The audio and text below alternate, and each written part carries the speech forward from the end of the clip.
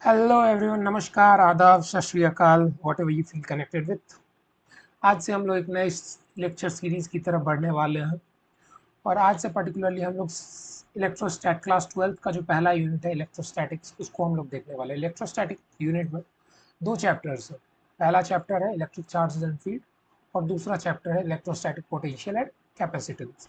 तो पहला चैप्टर जो है electrostatic electric charges and field, उसके बारे में हम लोग आज पर्टिकुलरली देखने वाले हैं कि इस चैप्टर में क्या क्या होने वाला है। ओके, सो ब्रीफ आइडिया ये है कि हमें दो चीज़ों के बारे में पढ़ना है। पहले चार्जेस के बारे में, first thing about it, electric charges के बारे में, और दूसरा हमें फील्ड के बारे में पढ़ना। इस चैप्टर में आगे से जो भी 10 घंटे 15 घंटे जो भी हम स्पेंड करेंगे इस चैप्टर में, हार्डली 15 घंटे के लेक्चर्स होंगे, 10 से 15 घंटे के लेक्चर्स होंगे। और उसके बाद हम लोग क्वेश्चन अलग से प्रैक्टिस करेंगे। आफ्टर दैट एक वीक हम लोग डेडिकेटेडली क्वेश्चन प्रैक्टिस करेंगे, 10 से 15 घंटे इसके क्वेश्चन हम लोग डील करेंगे। ओके, सो और वो क्वेश्चंस हर लेवल के होंगे। बाकी पर्टिकुलरली आपको हर चैप्टर का हर हर लेक्चर के नोट्स टेलीग्राम पे मिल जाएंगे। टेलीग्राम चैनल आप सर्च कर सकते हैं। और हर लेक्चर सीरीज के बाद, हर लेक्चर के बाद आपको एक डीपीपी शीट मिलेगा 10 से 15 क्वेश्चंस का, जो कि आप कर सकते हैं। और अगर आपको दिक्कत होती है तो आप उनसे पूछ सकते हैं, रिवर्ट बैक कर सकते हैं। ओके, और ये सारे लेक्चर्स कहाँ पे अवेलेबल होंगे? यूट्यूब पे free of cost lectures available रहेंगे। ओके, और ये जो हम लोग क्वेश्चन प्रैक्टिस करेंगे, अभी पहले लेक्चर सीरीज में हम लोग चैप्टर खत्म करेंगे, ठीक है। चैप्टर खत्म करने के बाद हम लोग क्वेश्चन प्रैक्टिस जो करेंगे, उसमें हर लेवल के क्वेश्चन हम लोग देखेंगे, पर्टिकुलरली बोर्ड्स के, Bihar board, CBSE board, state board. और उसके बाद हम लोग देखेंगे जेई नीट के कॉम्पिटिटिव एग्जाम के क्वेश्चंस कैसे पूछे जाते हैं, सर कैसे ट्विस्ट करके पूछे जाते हैं। तो हम सारे क्वेश्चंस उसमें डील करेंगे। ओके, पर्टिकुलरली मूविंग फॉरवर्ड, ठीक है। आपको मैंने डीपीपी के बारे में बता दिया कि डीपीपी हर दिन आपको, हर लेक्चर के बाद आपको मिल जाएगी 10 से 15 क्वेश्चंस की, जो आप ट्राई कर सकते हैं, ठीक है। और आप हमें फॉलो कर सकते हैं सिंप्लीफाई यूट्यूब चैनल पे, सिंप्लीफाई इंस्टाग्राम पेज पे। ओके, चलिए आज हम लोग पढ़ने क्या वाले हैं, ठीक है। आज का हमारा टारगेट क्या है? इलेक्ट्रिक चार्जेस के बारे में सर हमें देखना है कि चार्जेस क्या होते हैं, ठीक है। दूसरा चीज़, कितने टाइप के चार्जेस होते हैं, चेक। चार्जेस की प्रॉपर्टीज़ क्या क्या होती हैं सर, ओके। और उसके बाद मेथड्स ऑफ चार्जिंग, चार्ज किस तरीके से किया जाता है, ठीक है। चार्ज करने के तरीके क्या क्या होंगे, ठीक। और एक और पांचवा चीज़ हम लोग इसमें एक और चीज़ ऐड ऑन कर सकते हैं, that is gold leaf electroscope.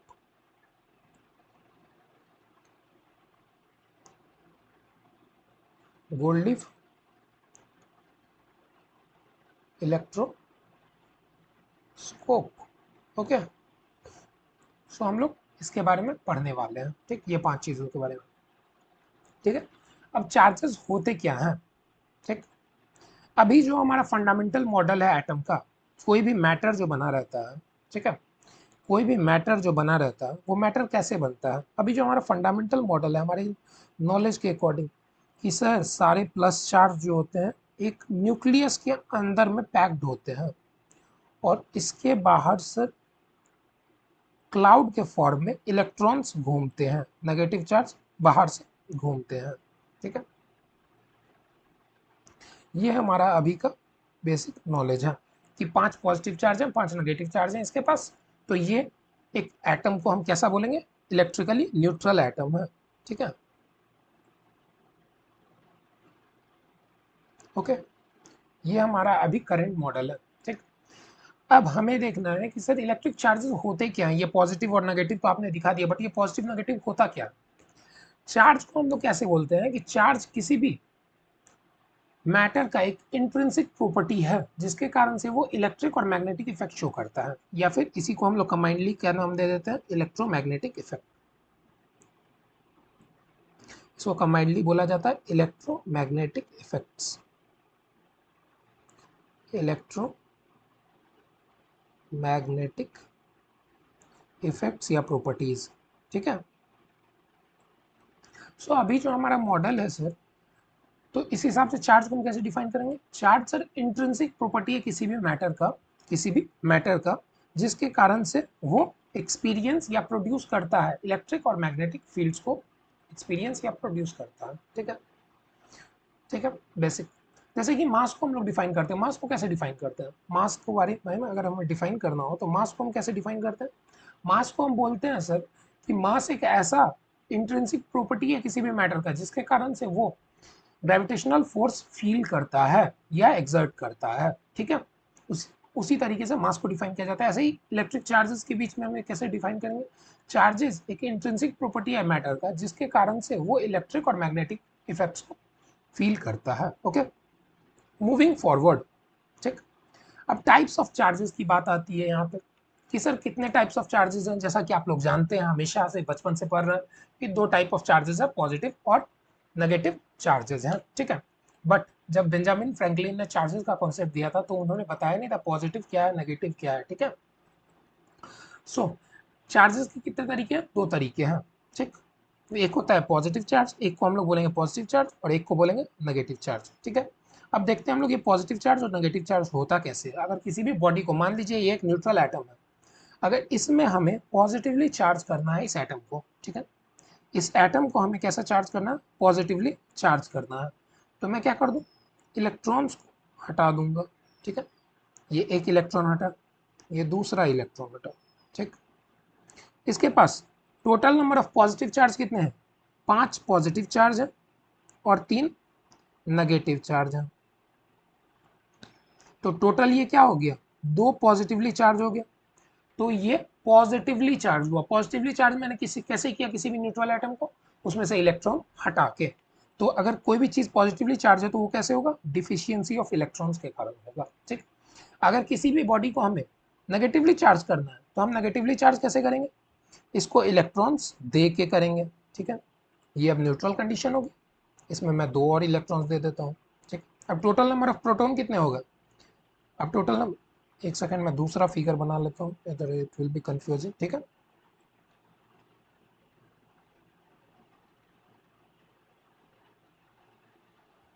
ठीक,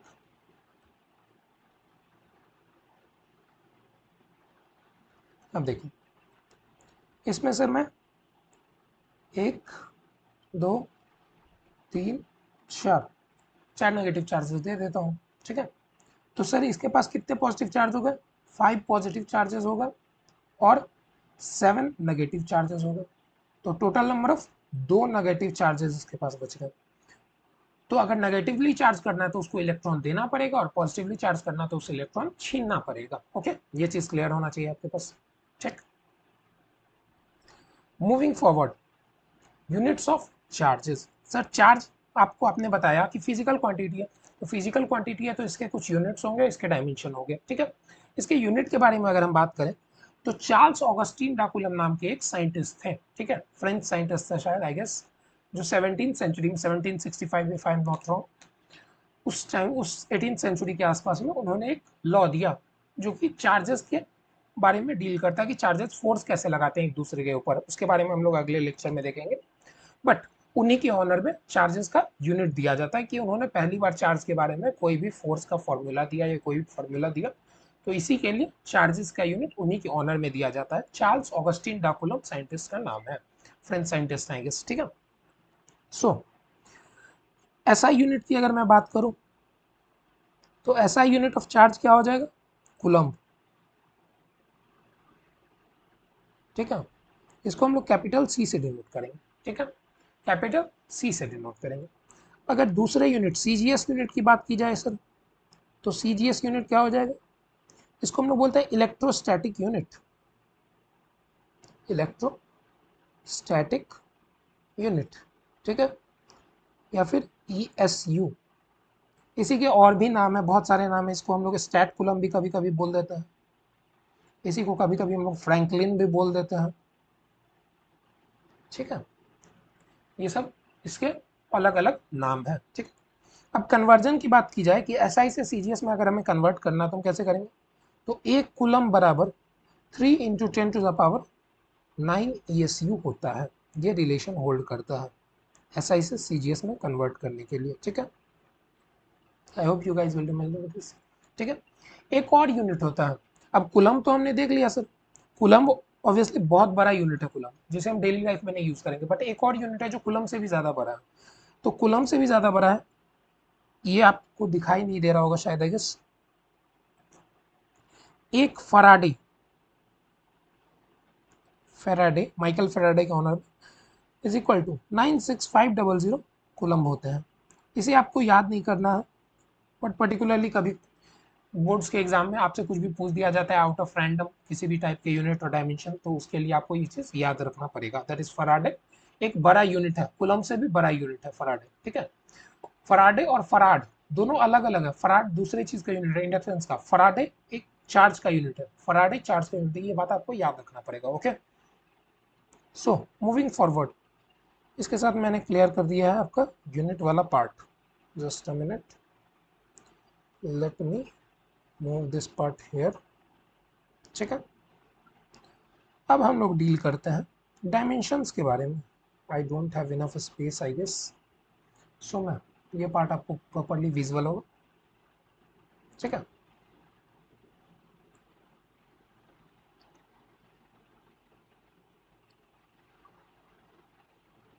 डायमेंशन ऑफ चार्ज, ठीक। आपको याद होगा कि चार्ज फंडामेंटल फिजिकल क्वांटिटी नहीं है। फंडामेंटल फिजिकल क्वांटिटी हमारे पास 7 है और करंट उसमें से एक है। तो आपने 10th क्लास में पढ़ रखा हो करंट और चार्जेस के बीच में रिलेशन क्या होता है। करंट बराबर चार्ज फ्लोइंग पर यूनिट टाइम होता है। ये चार्ज बटे टाइम हम लोग जनरल आइडिया में बोल देते हैं। तो अगर चार्ज के बारे में हमें बात करना होगा तो हम क्या बोलेंगे, current into time,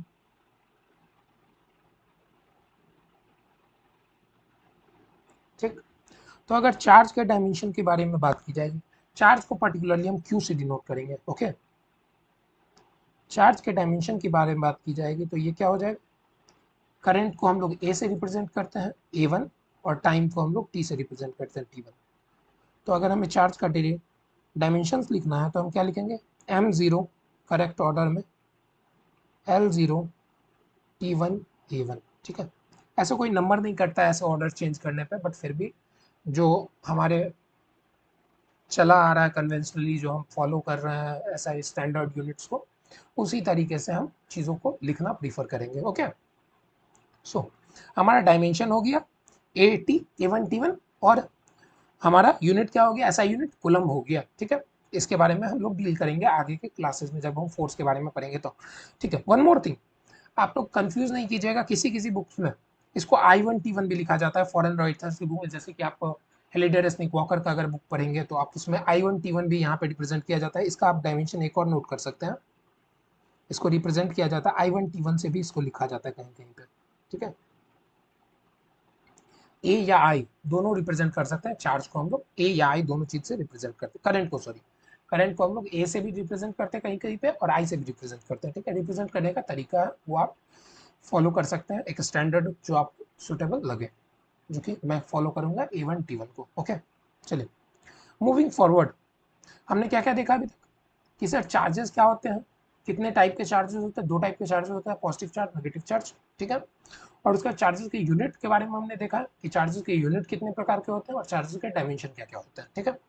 moving forward, और चार्जेस के मैंने जो यूनिट्स बताए हैं, ये आई होप आप एक बार ब्रीफ आइडिया दे लेंगे इसके बारे में कि फराडे क्या होता है, ये सब चीज़ के बारे में। तो आपको ये रिकॉल कर पाएंगे बाद में एग्जामिनेशन हॉल में, अगर ऑब्जेक्टिव में आपसे पूछा जाता है ऐसा क्वेश्चन तो आप उसे रिकॉल कर पाएंगे बोर्ड्स के एग्जाम में, ओके, ठीक है। अब हम लोग आगे बढ़ते हैं प्रॉपर्टीज ऑफ चार्जेस की तरफ, ठीक है। प्रॉपर्टीज ऑफ चार्जेस की तरफ, चार्ज क्या है, चार्ज एक स्केलर क्वांटिटी है, चार्ज एक स्केलर क्वांटिटी है। जैसा कि आप देख रहे हैं यहाँ पे, चार्ज क्या है, करंट इनटू टाइम है। Current is a scalar quantity and time is itself a, current is a scalar quantity and time is a scalar quantity. Current कैसा क्वांटिटी है, स्केलर है, टाइम स्केलर क्वांटिटी। तो scalar multiplied by scalar कैसा quantity देगा, scalar quantity देगा। तो इसी के लिए बोला जा रहा है charge is a scalar quantity, ठीक है। ठीक, second property, like point charges, like point charges always repel each other।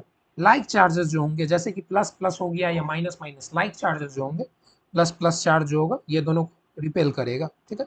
Minus minus charges है, ये एक दूसरे को क्या करेंगे, रिपेल करेंगे, ठीक है।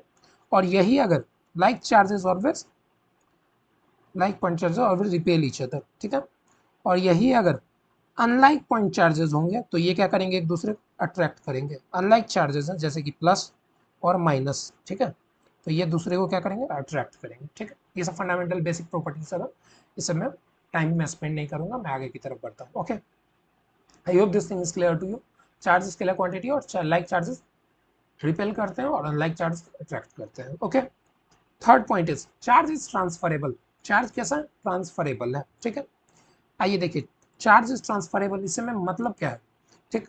If a charge body is kept in contact with an other body then charges can be transfer to another body. इसके बारे में मैं आपको एक्सपेरिमेंट करके दिखाऊंगा आज की क्लास में आगे की तरफ कि चार्जेस का ट्रांसफर कैसे होता है, ठीक है। इसके बारे में हमें एक और प्रॉपर्टी पढ़ना है, that is quantization of charge. Charges का ट्रांसफर किस प्रकार से होता है, ठीक है। अभी के लिए बस इतना जानिए कि चार्जेस जो होते हैं जब एक बॉडी को दूसरे बॉडी के साथ कांटेक्ट में लाते हैं, तो ये अगर कंडक्टर है, ठीक है, कंडक्टिंग बॉडी है, तो ये अपना चार्ज इसको ट्रांसफर कर सकता है, ये अपना चार्ज इसको ट्रांसफर कर सकता है, ठीक है। चार्जेस आपस में ट्रांसफर किए जा सकते हैं। Okay, simple as that. Okay, charge हमेशा मास से एसोसिएटेड होगा। Charge is always associated with mass, ठीक है। जैसे कि आप देख सकते हैं कि मास अगर कहीं पे एग्जिस्ट कर रहा है, एक न्यूट्रल एटम को हम कंसीडर करते हैं, ठीक है। एक न्यूट्रल एटम को हम लोग अगर कंसीडर करते हैं, एक प्लस चार्ज है और एक माइनस चार्ज का क्लाउड है, ये न्यूट्रल एटम। इसके पास टोटल चार्ज अगर बात की जाए तो टोटल चार्ज कितना होगा, 0 होगा, ठीक है। लेकिन अगर सर इसके मास की बात की जाए तो इसके पास तो कुछ मास होगा ना, मास ऑफ हाइड्रोजन एटम जो भी कुछ होगा यहाँ पर, ठीक है, ये मास तो होगा इसका। तो चार्ज कभी भी मास के बिना नहीं एग्जिस्ट कर सकता है, लेकिन मास जो है वो चार्ज के बिना एग्जिस्ट कर सकता है। इसके टोटल चार्ज यहाँ पे आप देख सकते हैं, टोटल चार्ज 0 है, बट फिर भी इसका कुछ मास है। लेकिन अगर कहीं पे चार्ज हो रहा है तो वो बिना मास के एग्जिस्ट नहीं करेगा। अगर कहीं पे चार्ज है तो वहां पे मास होना जरूरी है, अनिवार्य कंडीशन है वो चीज। ओके, मूविंग फॉरवर्ड, ठीक है। कितने प्रॉपर्टी हमने पढ़ लिया, 4 प्रॉपर्टी, ठीक है। अब जो मैं 3 प्रॉपर्टी आगे पढ़ाने वाला हूँ, फर्स्ट वन, फिफ्थ प्रॉपर्टी ये हो गया मेरे पास, six property and this is seventh property. ये 3 प्रॉपर्टी जो आप देखने वाले हैं, ये आपके लिए 2 इंपॉर्टेंट प्रॉपर्टीज हैं। अगर आपसे क्वेश्चन पूछा जाता है एग्जाम में, 2 नंबर के 3 नंबर के क्वेश्चन ऐसे पूछे जाते हैं, write down the properties of electric charge, तो उसमें हम लोग ये 3 प्रॉपर्टी के बारे में डील करेंगे। That is charge is additive nature, ठीक है। पहले प्रॉपर्टी हम लोग देखते हैं, what do you mean by charge additive nature. कि चार्जेस को सर स्केलरली ऐड किया जा सकता है, जैसे कि 2 पॉजिटिव चार्ज है और 3 नेगेटिव चार्ज है, तो टोटल चार्ज कितना हो गया सर, 1 नेगेटिव चार्ज हो गया। 5 पॉजिटिव चार्ज है और 5 नेगेटिव चार्ज है, टोटल चार्ज कितना हो गया सर सिस्टम का, 0 हो गया। टोटल चार्ज 0 हो गया। इसी तरीके से सर चार्जेस को हम कैसे ऐड कर सकते हैं, अल्जेब्रिकली ऐड कर सकते हैं, अलजेब्रा के नियम से ऐड कर सकते हैं, ठीक है। When charges combine their magnitudes add up algebraically, ठीक है। जैसे कि मान लीजिए अगर एक सिस्टम बनाया जाए, assume this is my system, ठीक है। यहाँ पे 5 चार्जेस है, Q1, Q2, minus of Q3, Q4, minus of Q5, minus of Q6 sorry, ठीक है। तो अगर चार्जेस, अगर हमसे पूछा जाएगा कि total charge of the system अगर हमसे पूछा जाएगा, दैट इज Q टोटल कितना है सर, तो Q टोटल में क्या बोलूँगा सर, दैट इज आप Q1 को जोड़ दीजिए सर, प्लस Q2 कर दीजिए, प्लस Q3 कर दीजिए, सॉरी माइनस Q3 कर दीजिए, क्योंकि Q3 कैसा चार्ज है, नेगेटिव चार्ज है, माइनस Q3 कर दीजिए, ठीक है, प्लस Q4 कर दीजिए, माइनस Q5 कर दीजिए और माइनस Q6 कर दीजिए, ठीक है। सारे चार्जेस को अल्जेब्रिकली जैसे प्लस माइनस हम लोग करते हैं अल्जेब्रा के नियम से, वैसे ऐड कर दीजिए, ठीक है।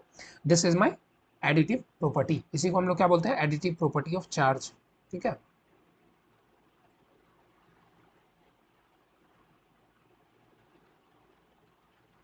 Additive property of charge, okay. Next point, charge is conserved. Charge is conserved का मतलब क्या हो गया sir, total charge of an isolated system, total charge of an isolated system will always remain constant, ठीक है। एक आइसोलेटेड सिस्टम का total charge क्या रहेगा, हमेशा कांस्टेंट रहेगा। इसी को हम लोग क्या बोलते हैं, law of conservation of charge बोलते हैं, ठीक है। एक आइसोलेटेड सिस्टम से आप क्या समझ रहे हैं कि एक बंद कमरे में इस बंद कमरे में जितना चार्ज अभी है 5 दिन के बाद भी उतना ही चार्ज रहेगा।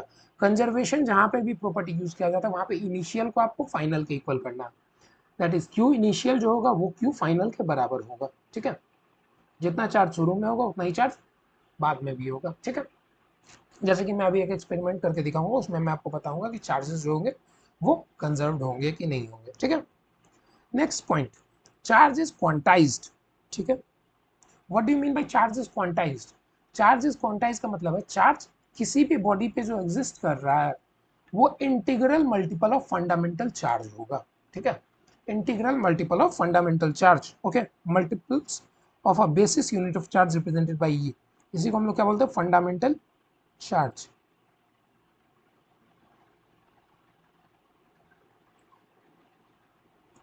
ठीक, फंडामेंटल चार्ज बोलते हैं। ठीक है, फंडामेंटल चार्ज की अगर वैल्यू पूछी जाए, फंडामेंटल चार्ज को हम लोग डिनोट किस चीज से करेंगे,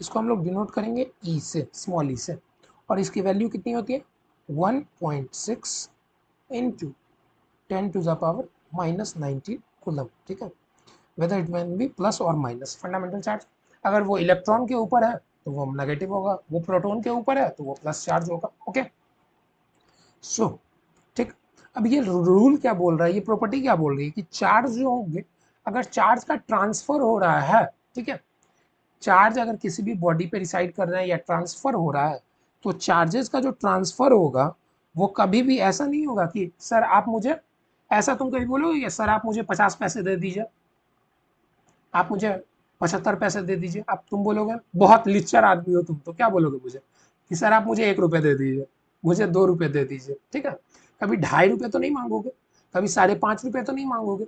यही बात है कि चार्जेस का जो ट्रांसफर होगा वो इंटीग्रल मल्टीपल में होगा। ठीक है, या मैं ही तुमसे मांगूंगा तो क्या मांगूंगा कि बच्चे तुम मुझे 5 रुपये दे दो, मैं 5.5 रुपये तो नहीं मांगने जाऊंगा।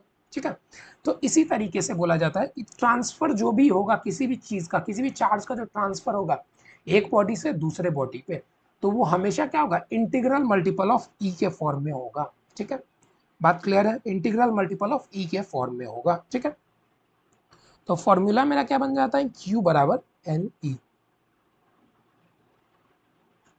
This is the formula for quantization of electric charge. ठीक है, this is the formula for quantization of electric charge. ठीक, देखिए यहाँ पे क्यू क्या है, charge on the body.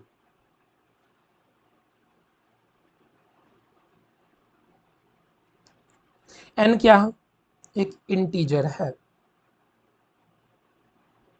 N क्या हो सकता है, -1 भी हो सकता है, -2 भी हो सकता है, -3 भी हो सकता है, एंड सो ऑन। 0 भी हो सकता है, 1 भी हो सकता है, 2 भी हो सकता है, 3 भी हो सकता है, एंड सो ऑन। ठीक है, कोई भी चीज नंबर हो सकता है, एन इंटीजर है। इंटीजर क्या होते हैं ये आपको पता है। ओके, ई, ई क्या होगा 1.6, अभी जस्ट मैंने बताया 1.6 इंटू 10⁻⁻19 कूलम। ओके, ठीक है, ये हो गई ई की वैल्यू। ठीक, सो this is my quantization of electric charge. ठीक है, अगर मुझसे किसी भी एग्जाम में, बोर्ड के एग्जाम में पूछा जाएगा कि 3 प्रॉपर्टी चार्ज के बताइए, तो मैं 3 प्रॉपर्टी जो मेंशन करने के लिए मुझे 3 मार्क्स मिलेंगे वो क्या क्या होंगे। पहला होगा चार्ज सर क्या होता है, एडिटिव इन नेचर है, चार्ज का कैसा प्रॉपर्टी, एडिटिव प्रॉपर्टी है। ठीक, दूसरा प्रॉपर्टी क्या है, चार्ज कंजर्व्ड होगा, चार्ज क्या होगा, कंजर्व्ड होगा, टोटल चार्ज आइसोलेटेड सिस्टम का क्या रहेगा, कंजर्व्ड रहेगा। ठीक, थर्ड प्रॉपर्टीज, चार्ज क्या क्वांटाइज्ड है, दैट इज क्यू बराबर N e. Transfer of charge जो होंगे वो फंडामेंटल यूनिट के मल्टीपल में होंगे, इंटीग्रल मल्टीपल में होंगे। ठीक है, नाउ मूविंग फॉरवर्ड, क्वेश्चन की तरफ आगे बढ़ने से पहले अगर आपको मैं बताना चाहूँ कि 1 कूलम चार्ज जो हम लोग ऐसे कैजुअली बोल देंगे, वो 1 कूलम चार्ज कितना बड़ा है, अगर मैं आपको ये दिखाने की कोशिश करूँ तो एक पर्टिकुलर एग्जाम्पल के साथ मैं आपको दिखाता हूँ। हाउ मेनी, एक क्वेश्चन की तरफ से मैं आपको ये समझाने की कोशिश करता हूँ। ठीक है,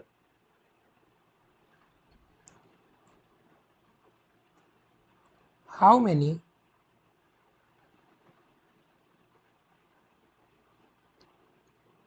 electrons are removed from a neutral body तो make it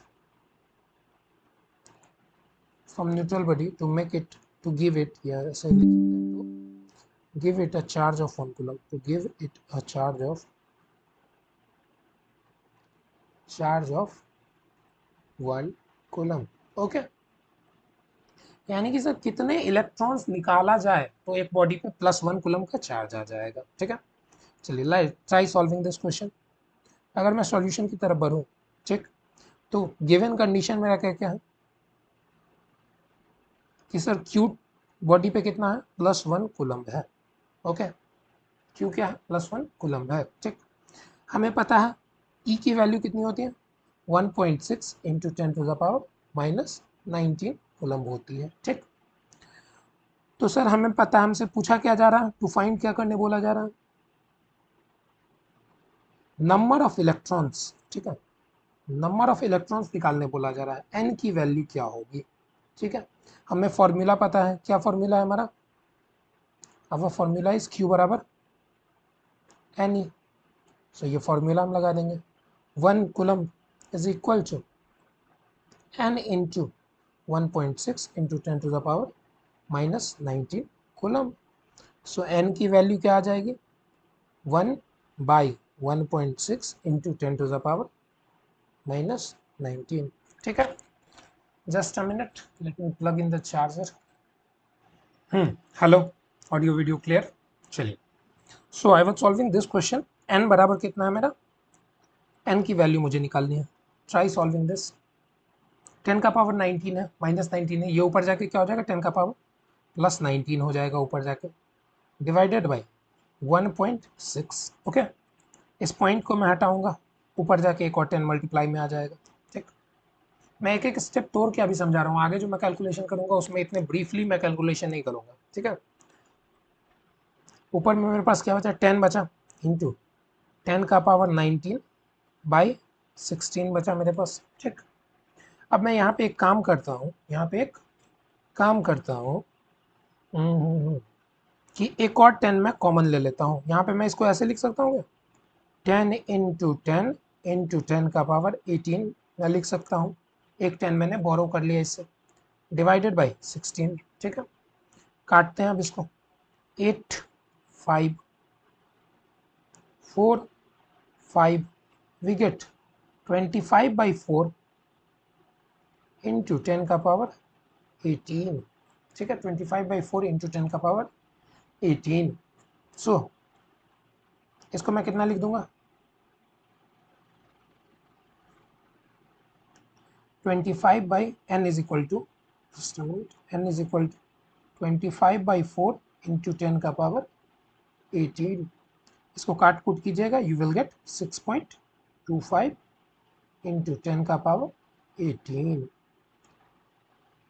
इतने इलेक्ट्रॉन की निकालने की आवश्यकता पड़ेगी आपको, इतने electron 6.25 here with this is point over here. Okay, ठीक है, इतने इलेक्ट्रॉन को निकालना पड़ेगा, कितने, 6.25 इंटू 10 का पावर 18, 10 का पावर 18. 18 समझ रहे हैं कितना बड़ा नंबर है ये. इतने इलेक्ट्रॉन को निकालना पड़ेगा, तब 1 कूलम का चार्ज हम दे पाएंगे किसी बॉडी पे, सिर्फ 1 कूलम का, जो कि आपको बहुत छोटा लग रहा होगा अभी के लिए. इसी के लिए हम लोग जो भी कैलकुलेशन करेंगे या न्यूमेरिकल बनाएंगे, उसमें जनरली हम लोग माइक्रो कूलम, मिली कूलम्स वाले चार्जेस के साथ डील करेंगे. ठीक है, क्योंकि 1 कूलम बहुत बड़ा चार्ज है. ये आप इमेजिन कर सकते हैं, 10⁻18 कितना बड़ा नंबर होगा. और इतने चार्जेस को हमें क्या करना पड़ेगा, निकालना पड़ेगा, ताकि एक बॉडी को हम लोग +1 कूलम का चार्ज दे पाए. ओके, मूविंग फॉरवर्ड, ये क्वेश्चन मैं आप लोग पे छोड़ रहा हूँ. ठीक है, कि एक बॉडी को अगर 3.2 कूलम का चार्ज देना है, how many electrons are removed, कितने इलेक्ट्रॉन को निकालना पड़ेगा. सेम तरीके से आप लोग बनाएंगे. ठीक है, सेम तरीके से आप लोग बनाएंगे इसे. ठीक है, या आप लोग जनरल काम एक कर सकते हैं, या 3.2 को 6.25 से मल्टीप्लाई कर सकते हैं, you will get the required result. Okay, चलिए मैंने आपको हिंट दे दिया, बाकी आप लोग इसे सॉल्व करके देखिए कितने आ रहे हैं. ठीक, चलिए मूविंग फॉरवर्ड, या सॉल्व कर दूं मैं, आई गेस ये सॉल्व हो जाएगा आप लोग से. अरे मेरा मन नहीं मान रहा, चलो कर देता हूँ. ठीक है, देखो Q बराबर 3 पॉइंट, इसे मैं जल्दी जल्दी करूँगा। ओके, एन बराबर मुझे निकालना है, ई की वैल्यू कितनी होती है 1.6 इंटू 10 का पावर माइनस 19 कूलम। ठीक है, सो सर एन की वैल्यू मैं क्या कर दूँ, क्यू बाई ई कर दूंगा। वेट अ मिनट में पूरा लिखता हूँ, क्यू बराबर एन ही होता है सर। एन की वैल्यू मैं क्या कर दूँ, क्यू बाई ई कर दूंगा। Okay, so n is equal to what is Q 3.2 and what is e 1.6 into 10 to the power minus 19. So n we get 3.2 divided by 1.6 into 10 का power 19. Point से point कटा, 16 to जा, we get n is equal to 2 into 10 का power 19। ये हो गई n की value. Okay, ठीक है। अब इसको एक और तरीके से हम लोग कर सकते थे, कोई ऐसा ट्रिक व्रिक नहीं है, बस जनरल तरीके को हम क्या बोल रहे हैं, एक और तरीके से हम इसको कर सकते थे। वो कर सकते हैं कि हमें पता है एक कूलम के चार्ज में कितने लग रहे हैं, 6.25 इंटू 10 का पावर 18 इलेक्ट्रॉन्स की मदद है।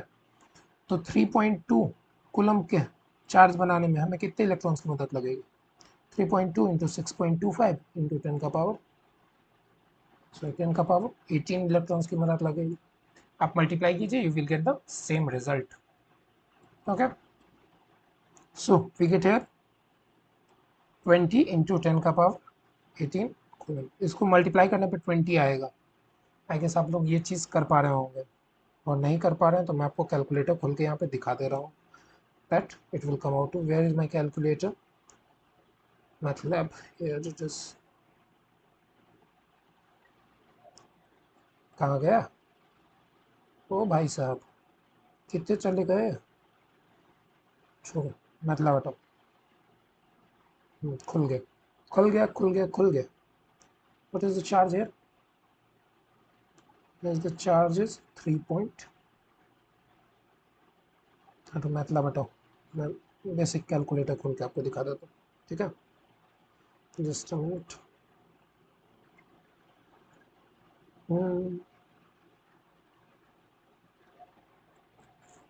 Okay,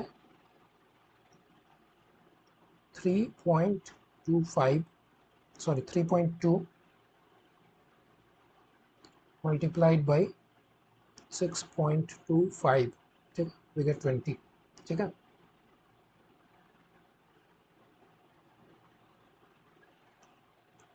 okay, so solving this we get 2 into 10 का पावर 19 इलेक्ट्रॉन्स की आवश्यकता है।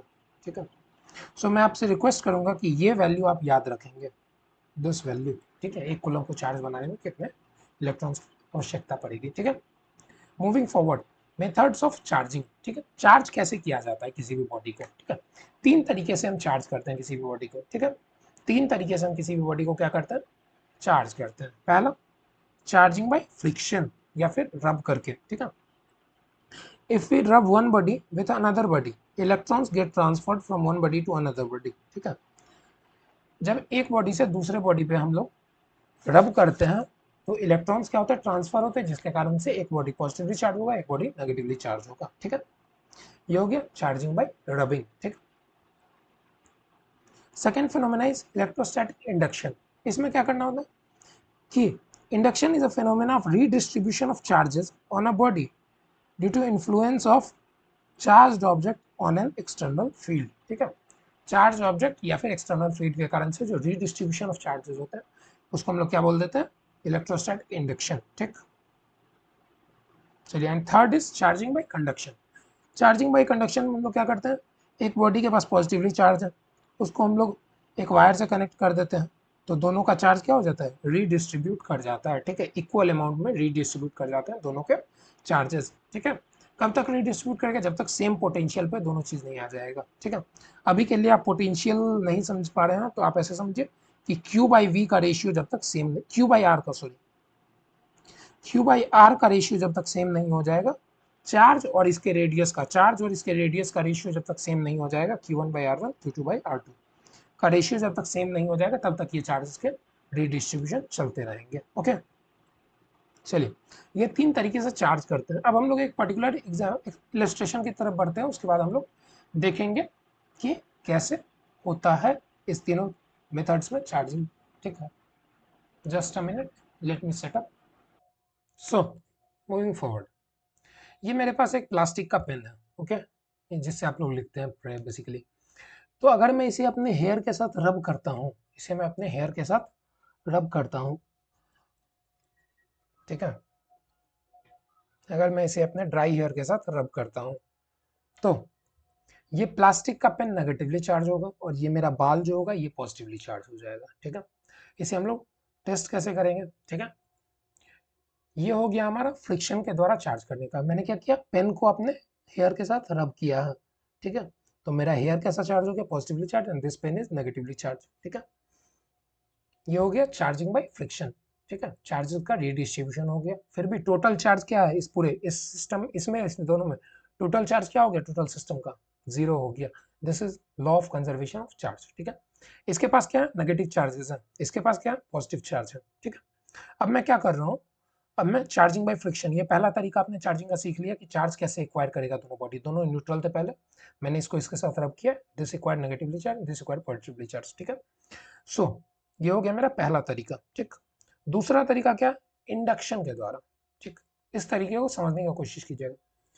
मैंने इसको जब रब किया, इसके पास कैसे चार्ज है? नेगेटिवली चार्ज है, इसके पास नेगेटिवली चार्ज है, और मेरे सर के पास पॉजिटिव चार्ज है। अगर मैं एक न्यूट्रल पीस ऑफ पेपर को अगर मैं लेता हूँ, पीस ऑफ पेपर को मैं फाड़ के अगर मैं स्प्रिंकल करता हूँ, न्यूट्रल पीस ऑफ पेपर को मैं लेता हूँ और उसे जब मैं लाता हूँ इस पेन के पास, तो आप ये देख सकते हैं कि ये अट्रैक्ट कर रहे हैं। ठीक है, ये अट्रैक्ट कर रहे हैं, पीस ऑफ पेपर क्या कर रहे हैं? अट्रैक्ट कर रहे हैं। ठीक है, what is the reason behind this? कि सर पीस ऑफ पेपर तो न्यूट्रल थे, पीस ऑफ पेपर तो न्यूट्रल थे, ये नेगेटिव चार्ज से अट्रैक्ट क्यों कर रहे हैं? ठीक है, ये एक बहुत ही इंटरेस्टिंग ऑब्जेक्टिव क्वेश्चन मैं आपको आगे करवाऊंगा, जिसका आपको ये एग्जांपल है, इसका आंसर मैं अभी बता रहा हूँ। देखिए, ये मेरा पेन है, ठीक, इसके पास कैसा चार्ज? नेगेटिव चार्ज है सर, और ये पीस ऑफ पेपर है, ठीक है, ये न्यूट्रल है, इसके पास अगर दो पॉजिटिव चार्जेस हैं तो दो नेगेटिव चार्जेस हैं, तो हम एक ऑब्जेक्ट को क्या बोलेंगे? न्यूट्रल है। ठीक, अब जब मैं इस नेगेटिव चार्ज ऑब्जेक्ट को मैं इस न्यूट्रल ऑब्जेक्ट के पास ले गया, तो ये क्या करेगा? ये अपने चार्जेस को रीअलाइन करेगा, ये बोलेगा कि पॉजिटिव चार्ज तू यहाँ चला जा, नेगेटिव चार्ज तू यहाँ चला जा। ठीक है, तो नेगेटिव और पॉजिटिव ये दोनों अपोजिट चार्जेस बन गए यहाँ पे, और ये आपस में एक दूसरे को क्या करेंगे? अट्रैक्ट करेंगे।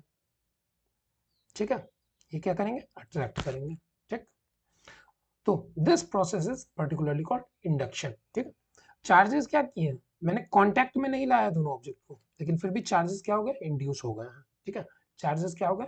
इंड्यूस हो गए। ठीक है, और इसके बाद फिर इसी को हम लोग पोलराइजेशन बोलेंगे, जिसके बारे में आगे आप लोग पढ़िएगा। चार्जेस क्या हो रहे हैं यहाँ पे? प्लस प्लस अलग हो रहा है, माइनस माइनस अलग हो रहा है। एक ऑब्जेक्ट है जो कि पूरा पॉजिटिवली चार्ज हो गया, एक साइड है, एक सरफेस है जो कि पूरा नेगेटिवली चार्ज हो गया। ठीक है, so this is called polarisation. क्या हो गया? चार्ज पोलराइज हो गया है, पॉजिटिव चार्ज एक तरफ पोलराइज होगा, नेगेटिव चार्ज एक तरफ पोलराइज होगा। This is called polarisation of charges. इसके बारे में आगे हम लोग देखेंगे, आगे पोटेंशियल जब हम लोग पढ़ेंगे तब। ओके, ठीक है, so this is electrostatic induction. इसके बारे में अब मैं आई गेस ये समझ चुके होंगे आप। ये कैसा पीस ऑफ पेपर था? न्यूट्रल पीस ऑफ पेपर था। इसका मतलब अगर आपसे एक ऑब्जेक्टिव मैं अभी करवाना चाहूंगा, देखिए, if a charge body is put near a neutral body, will it attract और रिपेल इट? क्या होगा इसका जवाब? कि सर वो अट्रैक्ट करेगा। किसके कारण से? इंडक्शन के कारण से, ड्यू टू इंडक्शन,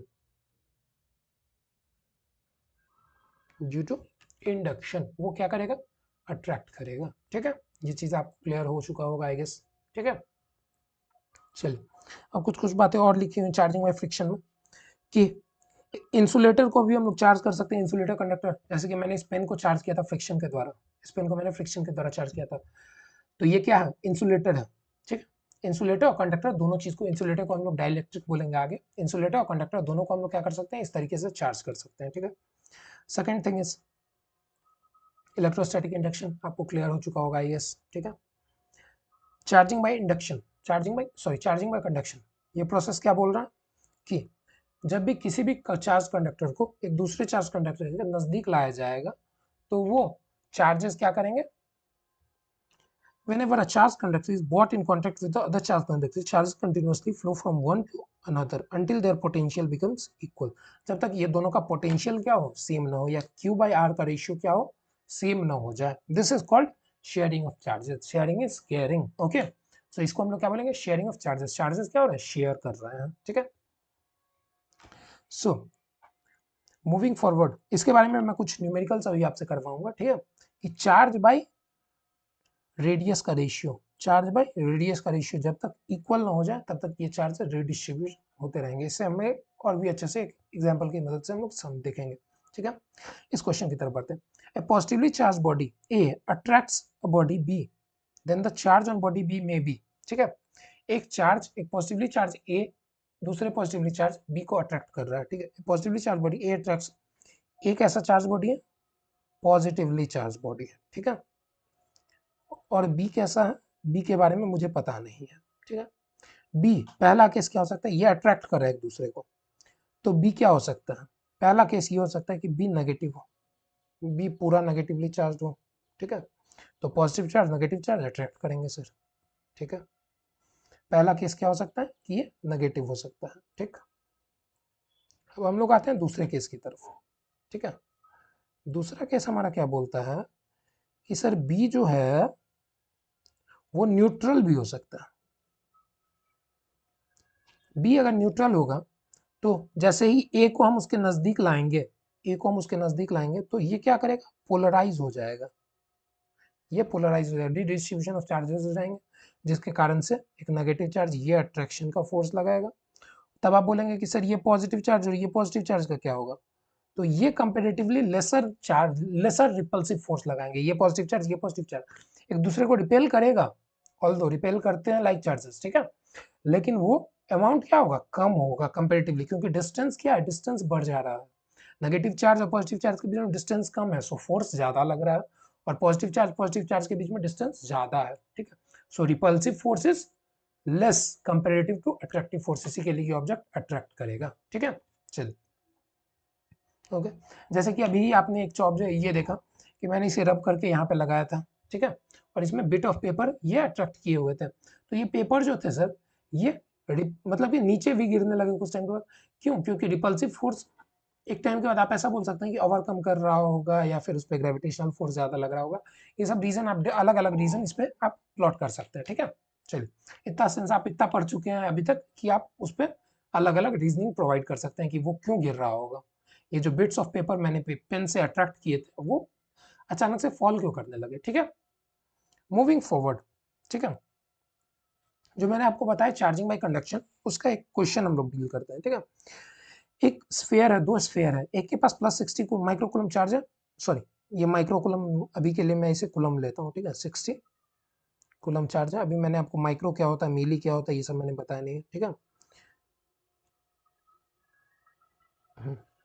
अब ठीक है, assume this with 60 coulomb and this with 100 coulomb. Okay, ठीक है, अब हम लोग देखते हैं ये सवाल बनेगा कैसे. सो Q1, अब देखिए, find the final charges on the sphere when switch S is closed. S को जब क्लोज किया गया. ठीक है, ये इनिशियल केस है.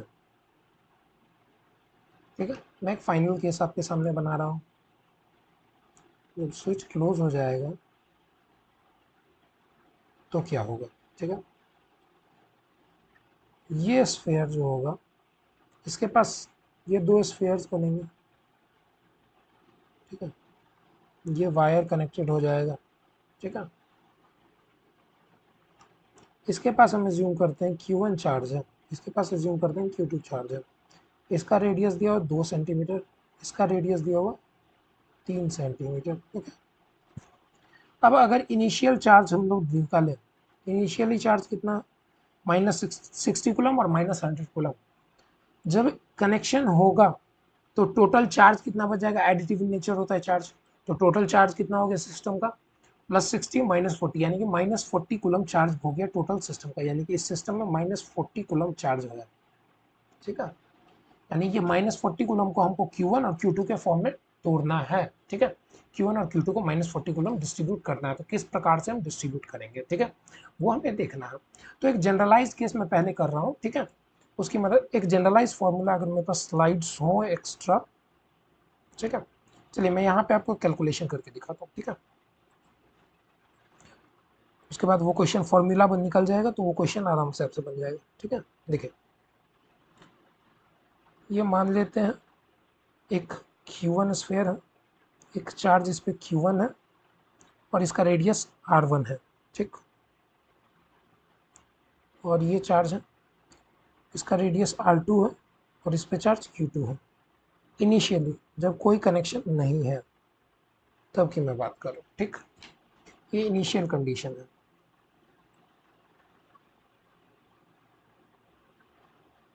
ठीक, अब थोड़ी देर के बाद क्या होता है, just let me copy this image, इतना मेहनत कौन करेगा बार बार बनाने का, ठीक है, ये देखिए अब क्या हुआ, सर्किट क्लोज हो गया, तो चार्जेस क्या होंगे, रीडिस्ट्रीब्यूट होंगे। तो अब मैं ज्यूम कर रहा हूँ इसके पास Q1F चार्ज है, इसके पास Q2F चार्ज है, ठीक है, और total charge of the system क्या हो गया, Q हो गया, QT वैसे बोल रहा हूँ, ठीक है, total charge of the system, ठीक है, total charge of the system कितना हो जाएगा, Q1 प्लस Q2 हो जाएगा ये, ठीक है, Q1 प्लस Q2 हो जाएगा, ठीक है, और ये बाद में रिडिस्ट्रीब्यूट किस प्रकार से कर लेता है, Q1F और Q2F में कर लेता है, ठीक, देखिए अब सर मैंने क्या बोला कि पोटेंशियल सेम होना चाहिए, चार्ज बाई रेडियस का रेशियो क्या होना चाहिए, सेम होना चाहिए, ये फाइनल भी बात हो रही है, ठीक है।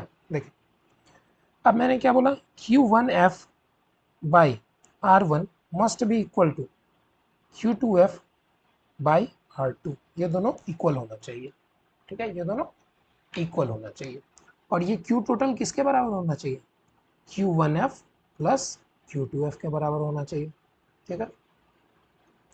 तो यहाँ से मैं Q टोटल Q1F की वैल्यू क्या मैं लिख सकता, Q2F की वैल्यू मैं क्या लिख दूंगा, ठीक है, QT माइनस Q1F मैं बोल सकता हूँ क्या, ठीक है, Q2F की वैल्यू मैं क्या बोल दूंगा, QT माइनस Q1F, ठीक है, Q1F मैं लिखना चाहूँ अगर, ठीक है, Q1F by R1 is equal to Q2F की जगह पे मैं क्या लिख दूँ, Q total minus Q1F by R2, okay, so Q1F by R1 is equal to Q total by R2 minus Q1F by R2, ठीक है, अब इसको हम Q1F वाले को एक साइड लिखेंगे, ठीक है, Q1F by R1 plus Q1F by R2 must be equal to QT by R2, ठीक है। अब यहाँ पे जोड़ घटा करेंगे, Q1F कॉमन ले लेते हैं, I am left with 1 by R1 plus 1 by R2 is equal to QT by R2, Q1F into R1 plus R2 by R1 into R2 बराबर QT by R2, एक R2 कट जाएगा denominator से, we can cancel out this R2 with this R2, I am left with Q1F is equal to Q total into R1 by R1 plus R2, ये आ गया मेरा, just wait a second मैं यहाँ पे लिखता हूँ, ये आपको विजिबल नहीं होगा आई गेस। सो मेरे पास फॉर्मूला क्या आ गया, Q1F बराबर Q total into R1 by R1 plus R2, formula आ गया मेरे पास, ठीक है। इसी तरीके से अगर मुझे Q2F निकालना पड़ेगा तो मैं क्या बोलूँगा, Q total into R2 by R1 plus R2, ये फॉर्मूला भी आप डिराइव कर सकते हैं, सिंपली आपको क्या करना है, Q2F की जगह पे वैल्यू सब्स्टिट्यूट करना है, ठीक है। चलिए ये मेरा फॉर्मूला आ गया Q1F और Q2F के लिए, ठीक है। सो इसकी मदद से हमारे यहाँ पे क्या क्या टर्म्स है वो हम देख लेते हैं। Qt क्या, टोटल चार्ज, ठीक है, Q1F क्या है? Final charge after redistribution. Q1 पे कितना है? Q2 क्या है? फाइनल चार्ज Q2 पे कितना है आफ्टर रीडिस्ट्रीब्यूशन, ठीक है। सो Q1F का मेरा फॉर्मूला क्या आ गया? QT into R1, just a minute, someone is there. So हमारा रीडिस्ट्रीब्यूशन के बाद हमारा चार्ज कितना हो गया? Q1 और Q2। तो Q1 का फॉर्मूला क्या था मेरा?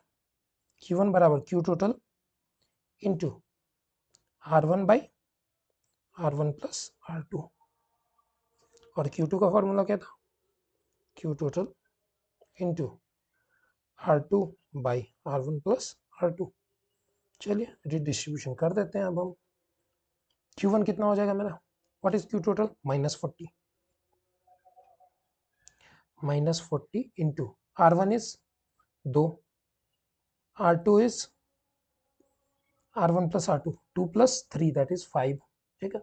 और सेंटीमीटर सेंटीमीटर यहाँ पे कन्वर्ट मैंने नहीं किया क्योंकि centimetre centimetre units cancel out कर जा रहे हैं। 2/5 तो कितना हो जाएगा? 8 माइनस 16 कूलम्ब, 16 कूलम्ब। ये इसको करते हैं -40 into R2 is 3 by 5 which is equal to -24 coulomb, ठीक है। यानी कि चार्जेस जो रीडिस्ट्रीब्यूट करेंगे वो किस ऑर्डर में? -16 कूलम्ब और -24 कूलम्ब में, ठीक है। अब आप इसे फॉर्मूले के तरीके से याद रख सकते हैं, ठीक है। मैंने जो ये डेरिवेशन किया है, प्रॉपर डेरिवेशन, इसको आप लोग स्क्रीनशॉट लेके याद कर सकते हैं। इस फॉर्मूले को आप नोट डाउन कर सकते हैं कि जब तक पोटेंशियल सेम नहीं हो जाता दोनों का, तब तक इसके 1-2 क्वेश्चंस मैं आपको डीपीपी में भेज दूंगा, जिसे आप प्रैक्टिस कर सकते हैं घर पे, ओके, ठीक। So I guess these are all done. हमारे पास लास्ट टॉपिक होता है गोल्डलिफ इलेक्ट्रोस्कोप, ठीक। गोल्डलिफ इलेक्ट्रोस्कोप, इसका मतलब क्या होता है? इसका यूज क्या होता है सर? ये बस चार्ज को डिटेक्ट करने के लिए, चार्ज के डिटेक्शन में हमें ये काम देता है, ठीक है। इसका कंस्ट्रक्शन पे बात करूं मैं अगर, वेट अ मिनट, मैंने कल एक ऐप बनाया हुआ था, बट ऑल्दो वो काम नहीं कर रहा है क्योंकि वो सही से फिक्स नहीं हो पाया, इसी कारण से जस्ट अ मिनट मैं आपको शो करता हूँ।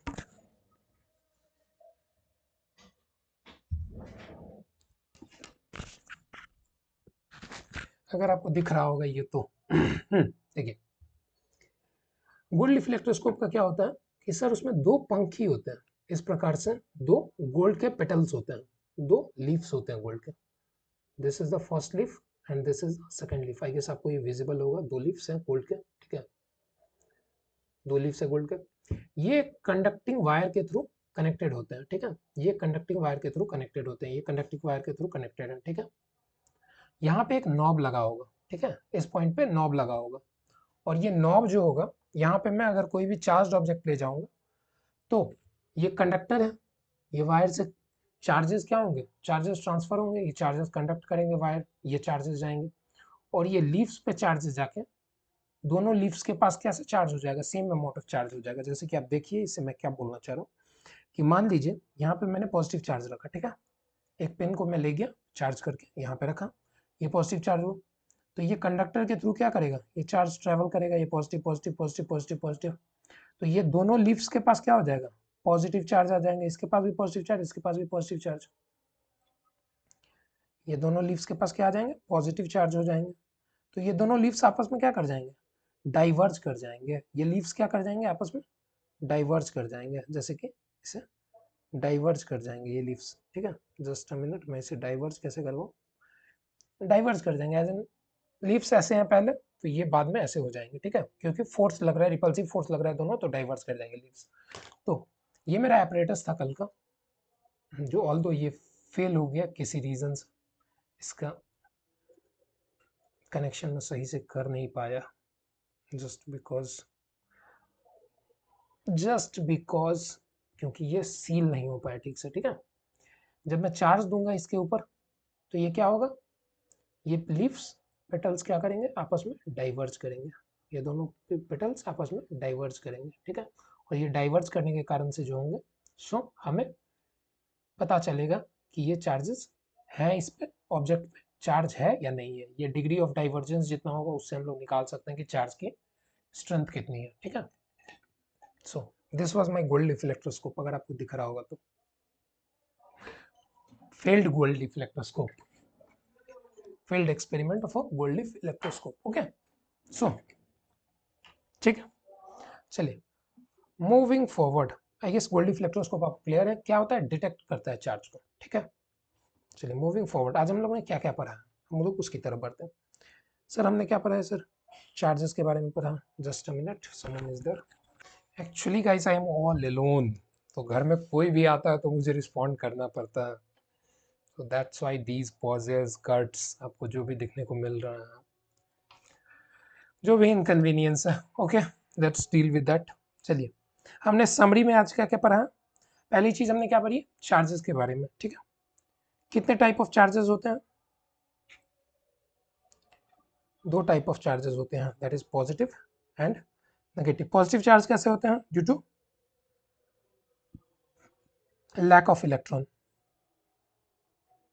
ठीक है, और negative charge due to excess of electron, ठीक है। दो टाइप ऑफ चार्जेस हो गए। इसके बाद चार्जेस के यूनिट के बारे में हमने पढ़ा, बहुत सारे यूनिट हमने देखे हैं, कूलम देखा, ईएसयू देखा, ईएसयू देखा, उसके बाद फ्रैंकलिन देखा, फराडे देखा, ठीक है। और मैंने आपको एक और बात के लिए स्ट्रिक्ट इंस्ट्रक्शन दिया कि फराडे और फराड में कंफ्यूज नहीं करने के लिए, फराडे अलग यूनिट है, फराड अलग यूनिट है, ठीक है। ठीक, चार्जेस के यूनिट के बारे में पढ़ा। डायमेंशन के बारे में हमने क्या पढ़ा, डायमेंशन क्या होगा, A1 T1 होगा, ठीक है। आफ्टर दैट चार्जेस की यूनिट डायमेंशन के बारे में हमने पढ़ लिया। उसके बाद फिर हमने देखा कि चार्जेस के प्रॉपर्टीज के बारे में हमने पढ़ा। चार्ज के प्रॉपर्टीज कितने होते हैं, चार्ज की प्रॉपर्टीज हमने तीन बेजरली आपको बोला, किसी भी एग्जाम में आपसे अगर पूछा जाता है तो तीन बेसिक प्रॉपर्टी चार्ज के आपको बोलने। पहला क्या, चार्ज एडिटिव नेचर होगा, चार्ज को अलजेब्रिकली ऐड किया जा सकता है। दूसरा, total charge of an isolated system will mean law of conservation of charge. तीसरा क्या, quantization of charge. Transfer of charge जो होगा वो हमेशा क्या होगा, इंटीग्रल मल्टीपल ऑफ ई में होगा, ठीक है, इंटीग्रल मल्टीपल ऑफ ई में होगा, ठीक। So these are the three properties of charge. उसके बाद हमने देखा कि चार्ज का ट्रांसफर कैसे होता है, पहला फ्रिक्शन के द्वारा, दूसरा कंडक्शन के द्वारा, तीसरा इंडक्शन के द्वारा। उसके बाद हमने देखा कि सर चार्ज इंडक्शन के कंडक्शन के द्वारा जो ट्रांसफर होता है तो उसमें पोटेंशियल सेम होता है, ठीक है। और उसके बाद हमने देखा गोल्डलीफ इलेक्ट्रोस्कोप क्या होता है। That's all for today's class, ठीक है। अगले क्लास में हमारा टॉपिक होगा कूलम्स लॉ, ठीक है, और सुपरपोजिशन प्रिंसिपल, उसको हम लोग डील करेंगे। उसके बाद कुछ क्वेश्चन उसके हम लोग क्लास में डील करेंगे। बाकी क्वेश्चन जो हम चैप्टर खत्म करने के बाद जो सीरीज चलाएंगे सिर्फ क्वेश्चन ओरिएंटेड, उसमें हम लोग क्वेश्चंस डील करेंगे, ओके, ठीक है। चलिए thank you all for joining in the today's class. आपको सारे नोट्स सिंप्लीफाई टेलीग्राम पे मिल जाएंगे और आपको एक डीपीपी शेयर किया जाएगा 15 क्वेश्चंस का, जो कि आप ट्राई कर सकते हैं। अगर आपको दिक्कत हो तो you can connect with me, और ये हमारा इंस्टाग्राम का हैंडल है, ठीक है। चलिए thank you for joining, have a good day ahead. Just one more thing to add on कि अभी जो मैं ये सीरीज शुरू कर रहा हूँ ये पर्टिकुलरली दो चैप्टर्स के लिए, दैट इज इलेक्ट्रोस्टैटिक, ठीक है, इलेक्ट्रिक चार्जेस और इलेक्ट्रोस्टैटिक पोटेंशियल के बारे में। अगर ये इस पर रिस्पॉन्स अच्छा आता है then I will further continue on this topic, ठीक है। तब मैं करंट के बारे में भी डील करूंगा, चार्ज के बारे में। और जो रिस्पॉन्स अगर अच्छा आता है, रिस्पॉन्स अगर अट्रैक्टिव होता है तो मैं आगे के चैप्टर्स भी डील करूंगा इस पूरे कोर्स में, okay. Thank you for joining, have a good day.